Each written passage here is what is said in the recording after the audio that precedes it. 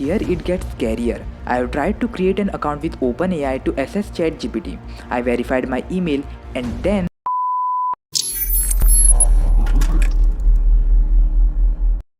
Chat GPT has become the trending topic right now. People are getting so crazy about this AI that it has crossed more than 1 million signed up users in less than a week, which is faster than Netflix, Twitter, Instagram, and even Facebook. So, what exactly is Chat GPT? It is a free AI chatbot that will generate any type of answers you ask it. It can write code for you, write articles, assignments, essays, your homeworks, and do various types of works. It gives better answers than Google with fine details and extra explanations. It is being trained by huge number of data across the internet, and it is owned by OpenAI, which is an artificial intelligence research laboratory situated in California. They are also known for their other AI tools like DALL-E and GitHub.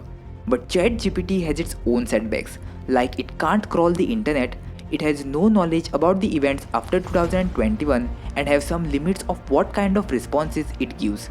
But here it gets scarier. I have tried to create an account with OpenAI to access ChatGPT. I verified my email and then it asked my phone number. Well, at this point, being a techie guy, I was not ready to give my number just for some random fun chat with an AI bot. And next I have done what most people would do at that point of time. Yeah, I gone to Google and searched about it, and I stumbled upon this Reddit discussion. People were facing spam calls and messages over their WhatsApp accounts a few days after verifying their phone numbers. And I think a lot was happening behind the curtains. Well, they might be a well-reputed companies and they are receiving funding from Microsoft, but we should keep in mind that at the end of the day, companies don't think about the consumers. They think about what they get into their pockets. I'm not saying that ChatGPT is bad and don't use that, but you just take a moment and think about it. If someone is offering you something free, then that's definitely a catch.